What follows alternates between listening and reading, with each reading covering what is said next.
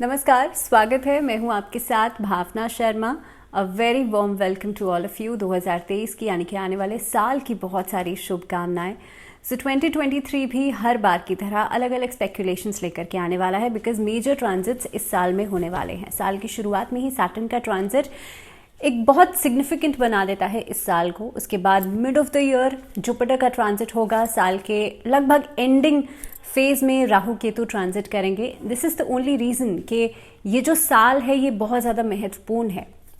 हर राशि के हिसाब से हम बात कर रहे हैं बिकॉज हर राशि के अकॉर्डिंगली कौन से भाव में ये सब प्लैनेट्स ट्रांजिट करेंगे उसका बहुत ज़्यादा असर पड़ेगा। इसके अलावा 2023 में खासतौर पे क्योंकि 2020 से लेकर के अगर मैं बात करूं सीरीज़ में, सो 2021 से बहुत सारी उम्मीदें थी। फिर 2022 में भी जुपिटर का ट्रांजिट हुआ था, उससे भी बहुत कुछ उम्मीदें थी। लेकिन अब 2023 के अंदर 3 ये मेजर ट्रांजिट्स बहुत बड़ा रोल प्ले करने वाले हैं। सो हम हर राशि के हिसाब से बात कर रहे हैं, लेकिन इस वीडियो में बात होगी ईयरली प्रेडिक्शंस का। ये 11th वीडियो है। दैट मीन्स कुंभ राशि वाले लोगों के बारे में हम बात करेंगे और कुंभ राशि वाले लोगों के लिए ये पूरा साल कैसा रहेगा ये जानेंगे।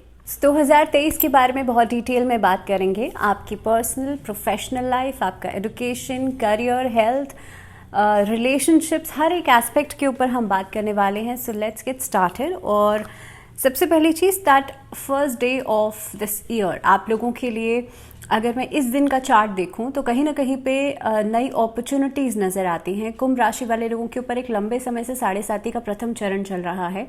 उस वजह से भी जो चीज़ें डिलेड थी वो कहीं ना कहीं पे कॉन्टिन्यूटी में रहेंगी, लेकिन नई अपॉर्चुनिटीज़ आपको ज़रूर मिलेंगी। किसी भी एस्पेक्ट में अगर आपने बहुत मेहनत करी है तो वहाँ से आपको अब रिवॉर्ड बैक आना शुरू हो जाएगा। जो इनिशियल फेज रहेगा आपके लिए साल का, तो उसमें आप देखेंगे रिलेशनशिप्स में भी काफ़ी हद तक बदलाव नज़र आएंगे।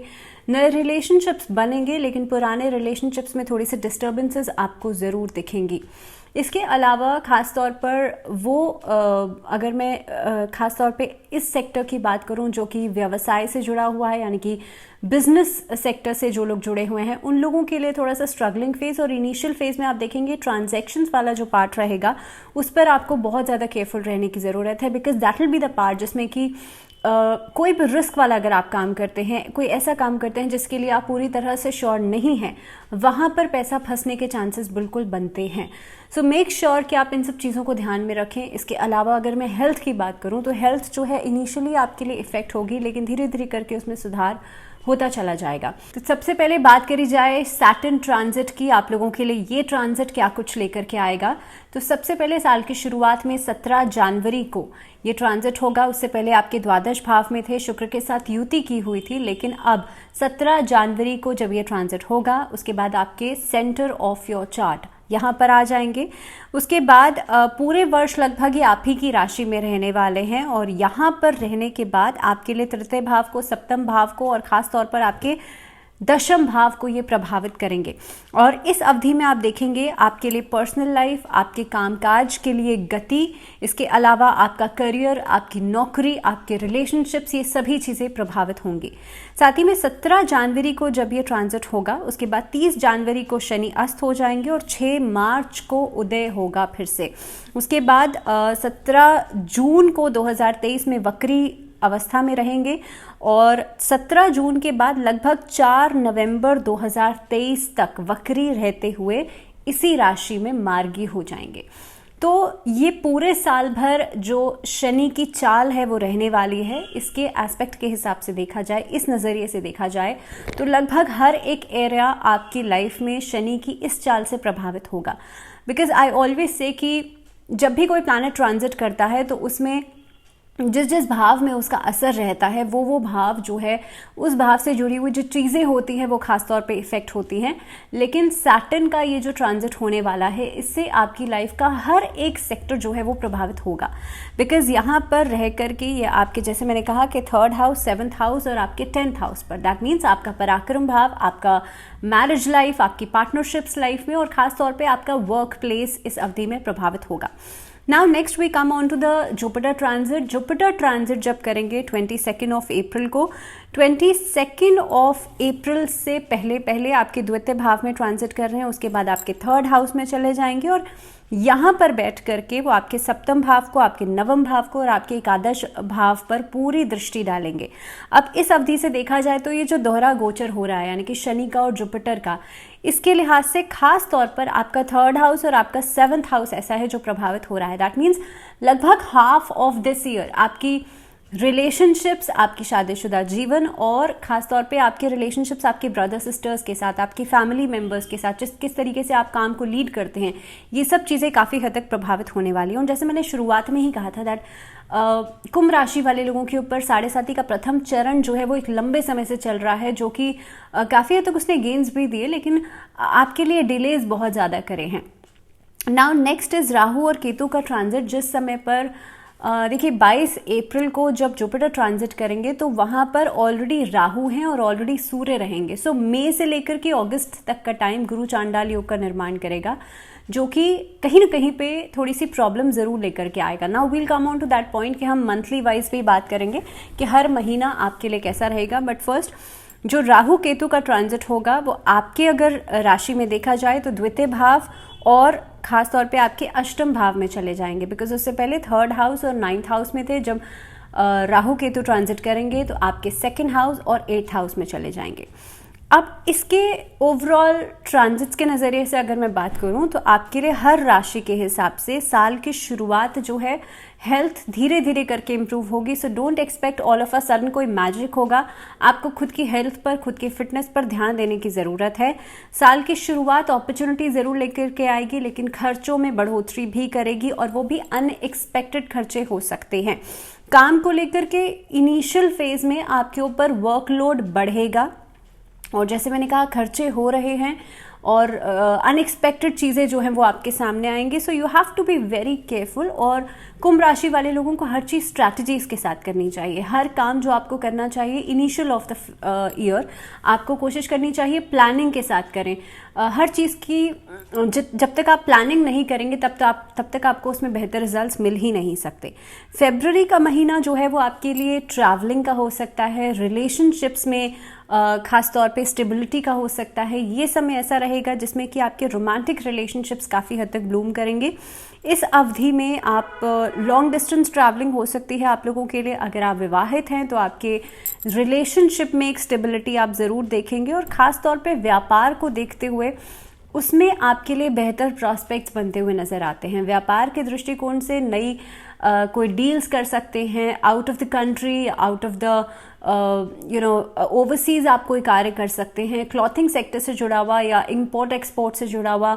इसके अलावा शुक्र से संबंधित जो लोग कार्य करते हैं, that means media, glamour industry, stones का कोई व्यापार करते हैं, परफ्यूम्स का कोई व्यापार करते हैं, आप लोगों के लिए समय बहुत अच्छा रहेगा।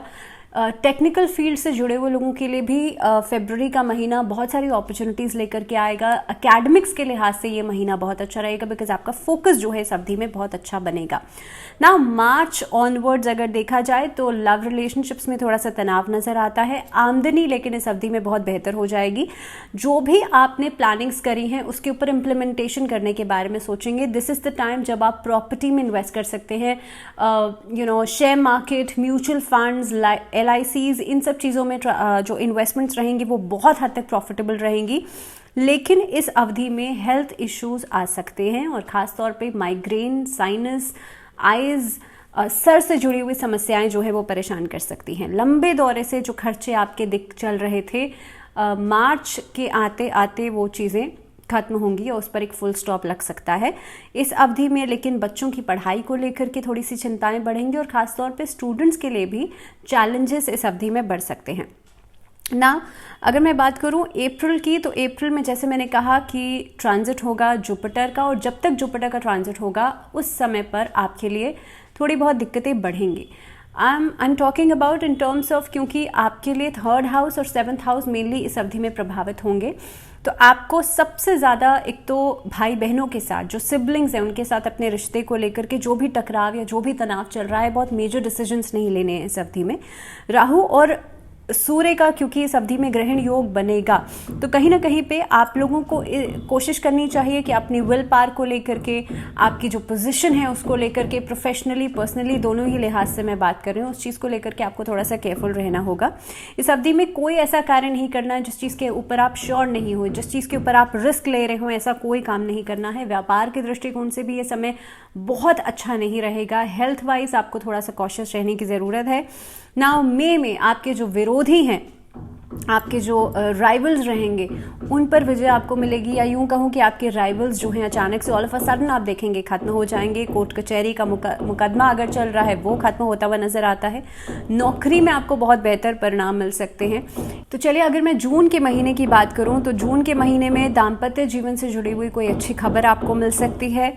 जुलाई के महीने में कहीं ना कहीं पे आपके लिए नई नौकरी की योजनाएं बना सकते हैं। दाम्पत्य जीवन में जो तनाव चल रहा था वो खत्म होगा, और ख़ास तौर पे आपके व्यवहार में बदलाव आते हुए नजर आएंगे। नौकरी के लिहाज से भी ये समय अच्छा है और व्यापार के दृष्टिकोण से भी ये समय अच्छा रहेगा, लेकिन आपके मदर फादर की हेल्थ का ध्यान आपको सबसे ज़्यादा रखना पड़ेगा। अगस्त ऑनवर्ड्स आपके लिए समय अच्छा है। पूरे महीने में काफ़ी हद तक नई उपलब्धियाँ आपको मिलेंगी। राजनीति के क्षेत्र में कोई खास उपलब्धि हासिल कर सकते हैं। सितंबर अक्टूबर ये 2 महीने रहेंगे जो कि लॉन्ग डिस्टेंस ट्रैवलिंग के लिए बहुत अच्छे रहेंगे, और खास तौर पे ट्रैवलिंग से जुड़ा हुआ जो लोग काम करते हैं उनके लिए भी बहुत अच्छे रहेंगे। लेकिन इन द एंड ऑफ सितंबर आपके लिए धन हानि की संभावना बनती है, तो कहीं पर पैसा इन्वेस्ट कर रहे हैं उसके लिहाज से थोड़ा सा केयरफुल रहिएगा।